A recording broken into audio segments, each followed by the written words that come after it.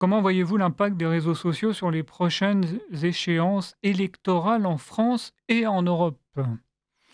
Alors, les réseaux sociaux ont assez largement, modifié les conditions de campagne et de communication. Mmh. Puisque, ils permettent de toucher directement les gens. Heu, Ils sélectionnent évidemment, souvent, les propos les plus en arrêt Mmh. et donc ils contribuent, à polariser le débat. Ils contribuent à polariser le débat de 2 manières. D'abord parce que la censure de ce qui est politiquement incorrect échappe assez largement aux réseaux sociaux et donc il y a des controverses parce qu'avant il y avait moins de controverses, il y avait qu'un seul point de vue qui pouvait Ouais. s'exprimer.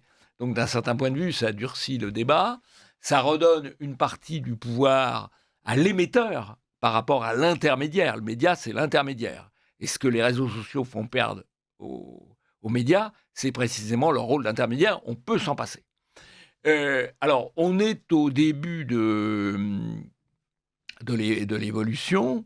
Bon, en France, ils ont joué un rôle, important déjà en 2022. C'est les réseaux sociaux qui ont permis la campagne de Zemmour. Alors vous allez me dire: «Zemmour, il a fait que 7. Bon, mais 7 c'est quand même important Mmh. et il a été impacté assez largement, par l'affaire de la guerre en Ukraine, mais sans les réseaux sociaux, il n'aurait pas pu faire campagne, Oui. hein?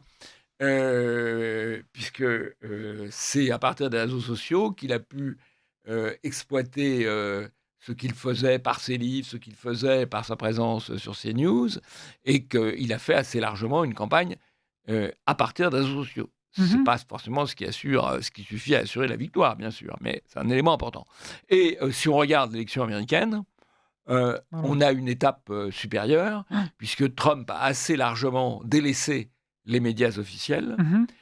au profit de médias différents et même de podcasts.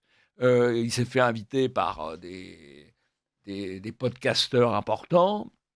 Il s'est adressé à leur public et il a assez largement contourné, les médias de l'oligarchie et je pense que la campagne de Trump, était assez en avance, sur, les campagnes précédentes, y compris les siennes, est Mmh. assez en avance sur ce qu'on a connu jusqu'ici encore en France, mais on va en France ou en Europe, mais on va être rattrapé par le phénomène évidemment.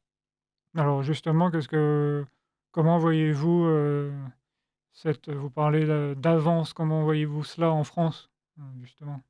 Bah, je pense que la prochaine campagne se fera, un peu moins sur les médias officiels, un peu plus sur les médias Alternatif?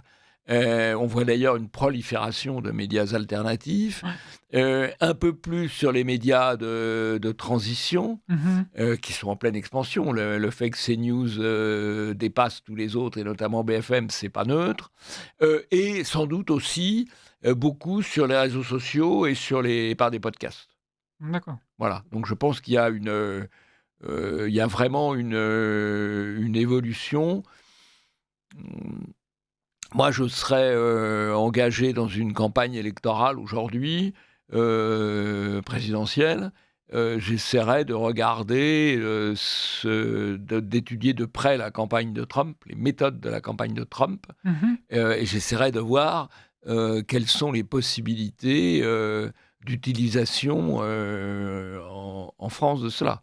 Voilà. Alors, il faut dire qu'il y a des biais puisque aujourd'hui, le système français est quand même très biaisé par l'argent public et donc, l'argent public a tendance à encourager, je veux dire le youtubeur, politiquement correct, il va être subventionné par l'argent public qui va l'inviter, qui va le mettre en avant et cetera. Mmh. Il y a une bataille aujourd'hui, qui est pas une bataille égale puisque le politiquement correct croule sous l'argent public. Croule sous l'argent public. Voilà et un des enjeux d'un vrai changement, là je vais un peu au-delà, un des enjeux d'un vrai Allez-y, changement je vous en prie. en 2027 ou 2032, enfin le plus tôt serait le mieux, ce sera de couper les robinets financiers de la gauche, de l'extrême gauche et des woke. Les robinets financiers de la gauche, de l'extrême gauche et des woke, c'est les subventions aux médias, c'est les subventions aux associations, c'est les subventions aux syndicats. Il y a des dizaines de milliards à récupérer. Et ben non seulement c'est des dépenses qui contribuent à faire plonger le déficit, à faire monter la dette de manière abyssale, mais en plus ce sont des dépenses nuisibles. Voilà. Ah. Ce sont des dépenses toxiques. Pour vous, c'est toxique. Toxiques, nuisibles, voilà.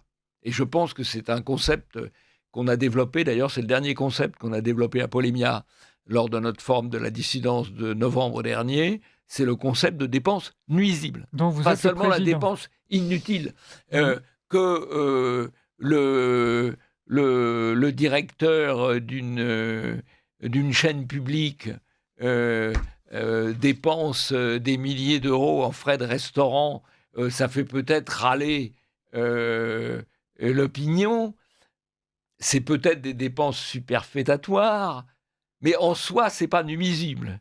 Par contre, la production de ces médias elle-même est nuisible. Et donc, il faut aller à la racine et moins se préoccuper de dépenses, on va dire, ostentatoires, que c'est le pire, c'est pas tellement l'argent qu'ils gaspillent, c'est l'argent qu'ils utilisent vraiment.